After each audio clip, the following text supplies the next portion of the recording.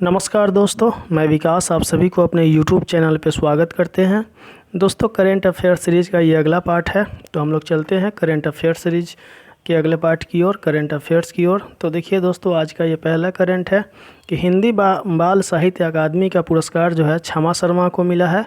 बाल साहित्य अकादमी पुरस्कार जो है हर साल दिया जाता है, जिसका जो साहित्य अकादमी पुरस्कार है उसी के अंतर्गत जो है बाल साहित्य पुरस्कार और युवा साहित्य पुरस्कार दिया जाता है, जिसके अंतर्गत जो है आपको क्षमा शर्मा को हिंदी का बाल साहित्य अकादमी पुरस्कार दिया गया है।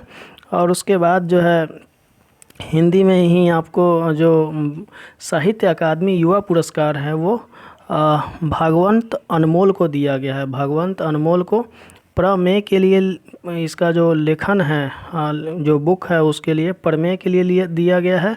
और क्षमा शर्मा को चुनिंदा बाल कहानियाँ, वे कहानीकार हैं तो कहानी उनके कुछ कहानी के लिए दिया गया है। चलते हैं दोस्तों अगले करंट की ओर। दोस्तों देखिए, ये यूक्रेन के राष्ट्रपति जेलेंस्की है। जो यूक्रेन के राष्ट्रपति जेलेंस्की को दिया जाएगा 2022 का लिबर्टी मेडल जो जेलेंस्की को दिया जाएगा। यूक्रेन के राष्ट्रपति हैं। 2022 का जो पुरस्कार है लिबर्टी मेडल, वो यूक्रेन के राष्ट्रपति वोलोदिमीर जेलेंस्की को दिया जाएगा। जेलेंस्की जो है रूसी आक्रमण के प्रति उत्तर उनके नेतृत्व के लिए सम्मानित किया जाएगा। लिबर्टी मेडल 1988 में स्थापित स्वतंत्रता की खोज में नेतृत्व को मान्यता देने के लिए अमेरिका के राष्ट्रीय संविधान केंद्र द्वारा प्रशासित एक वार्षिक पुरस्कार है। चलिए आगे है दोस्तों, यूक्रेन के बारे में कुछ जान लेते हैं, जीके के बारे में। यूक्रेन से अब अभी जो है बहुत चर्चा में है, तो इससे हर एग्ज़ाम में जो है पूछा जाएगा। यूक्रेन एक यूरोपीय देश है। इसकी राजधानी क्यू है। इसके राष्ट्रपति जो है व्लादिमीर जेलेंस्की। प्रधानमंत्री है डेनिस शामिहाल है। मुद्रा यूक्रेनियन रिबिनिया है। यह संयुक्त राष्ट्र के संस्थापक सदस्यों में से एक हैं। रूस ने 2014 से चले आ रहे रूस यूक्रेनी युद्ध के दौरान एक बड़े हमले के रूप में यूक्रेन पर 24 जनवरी 2022 को आक्रमण कर दिया था, इन्वेड किया था। आक्रमण की वजह से द्वितीय विश्व युद्ध के बाद यूरोप का सबसे बड़ा शरणार्थी संकट पैदा हुआ। यूक्रेन का जो स्वतंत्रता दिवस है दोस्तों 24 अगस्त को मनाया जाता है। 1991 की स्वतंत्रता की घोषणा की स्मृति में 24 अगस्त को यूक्रेन का स्वतंत्रता दिवस मनाया जाता है। यूक्रेन रूस के बाद दूसरा सबसे बड़ा यूरोपीय देश है। 1990 के दशक में सोवियत संघ के भंग होने के बाद 16 जुलाई 1990 को यूक्रेनी सरकार ने राज्य की संप्रभुता की घोषणा की थी। तो इस मौके पर अमेरिकी राष्ट्रपति जो बाइडेन ने क्यू को $2.98 की सैन्य सहायता देने की घोषणा की। चलिए दोस्तों आगे चलते हैं। ये यूक्रेन के बारे में इतना भी जाने हम लोग। आगे है कि राष्ट्रीय डेयरी विकास board NDDB, national dairy development board के जो है भारत की संसद के एक अधिनियम द्वारा स्थापित एक ये वैधानिक नियम है। यह भारत सरकार के मत्स्य पालन, पशुपालन और डेयरी मंत्रालय के स्वामित्व में है। NDDB का मुख्य कार्य डेयरी क्षेत्र के विकास के लिए कार्यक्रमों की संकल्पना तैयार करना और उन्हें बढ़ावा देना है। इसकी स्थापना 1965 में किया गया था। इसका जो संस्थापक थे डॉक्टर वर्गीज कुरियन है। और इसका मुख्यालय आनंद जो है एक ज़िला का नाम है, गुजरात में है, वहीं पे है। आगे चलते हैं दोस्तों। RBI ने थोडुपुझा शहरी सहकारी बैंक पर लगाया प्रतिबंध। थोडुपुझा शहरी सहकारी बैंक है, उस पर RBI ने प्रतिबंध लगा दिया है। प्रतिबंध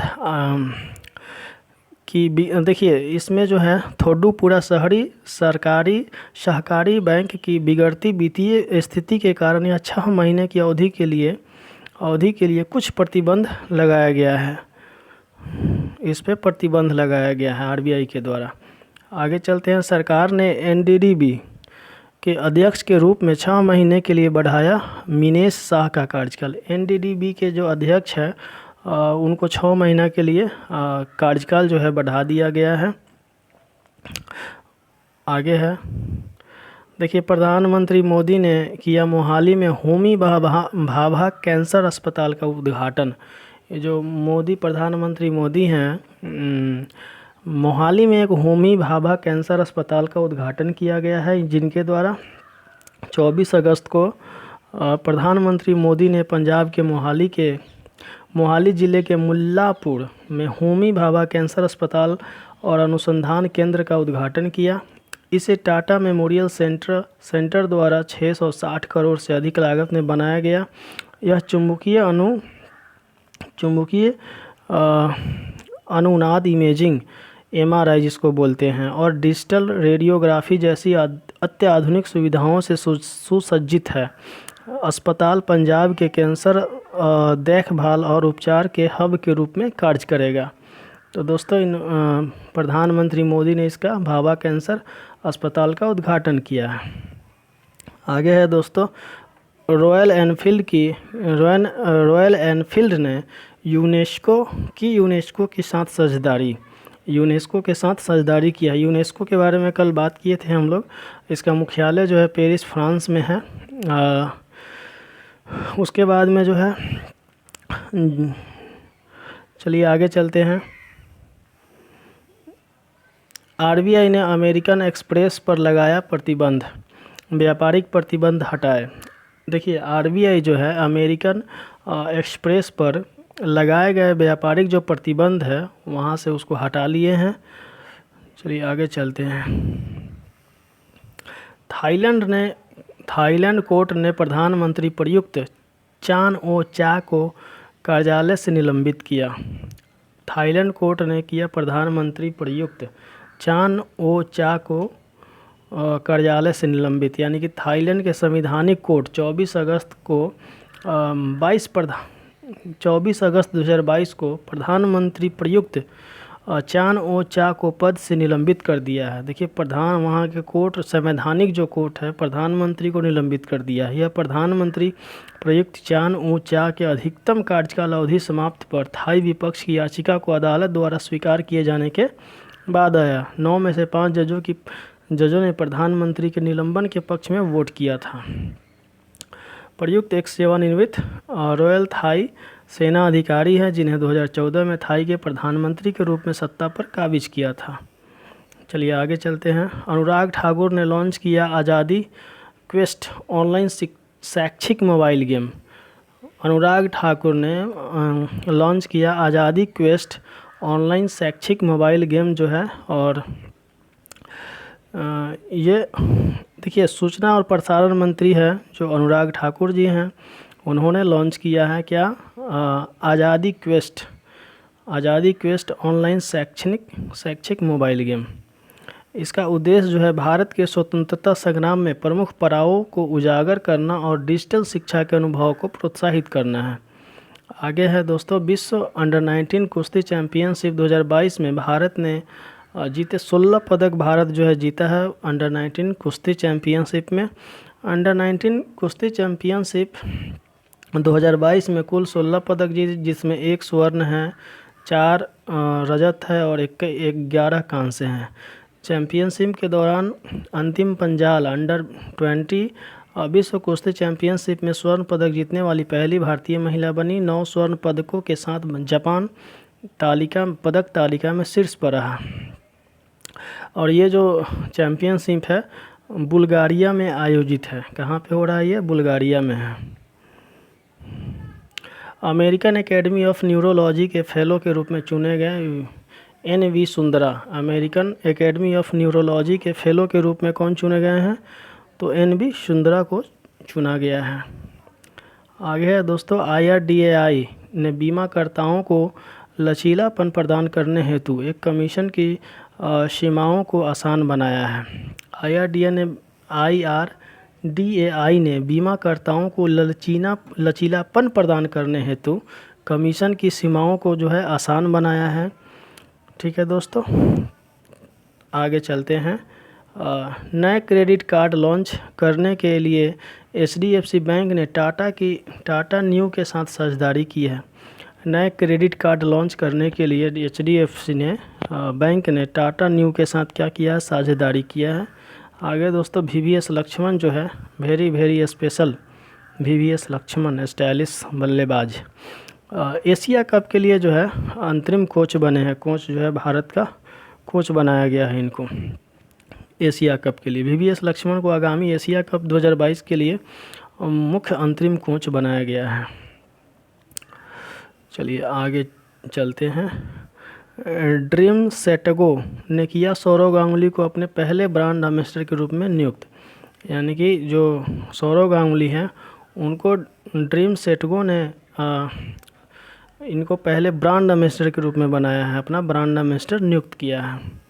चलिए आगे चलते हैं। 24 अगस्त को हुआ 8वीं भारत ब्राज़ील संयुक्त आयोग की बैठक का आयोजन। 24 अगस्त को 8वीं भारत ब्राज़ील संयुक्त आयोग की बैठक का आयोजन हुआ और विदेश मंत्री डॉक्टर एस जयशंकर ने 24 अगस्त 2022 को ब्राज़ीलिया में अपने ब्राज़ीलियन समकक्ष कार्लोस फ्रांका के साथ भारत ब्राज़ील संयुक्त आयोग की 8वीं बैठक की सह अध्यक्षता की है। इसमें जो है चर्चा किया गया है निवेश, पेट्रोलियम, जैव ईंधन, खाद्य तेल, खनिज, यही सब का।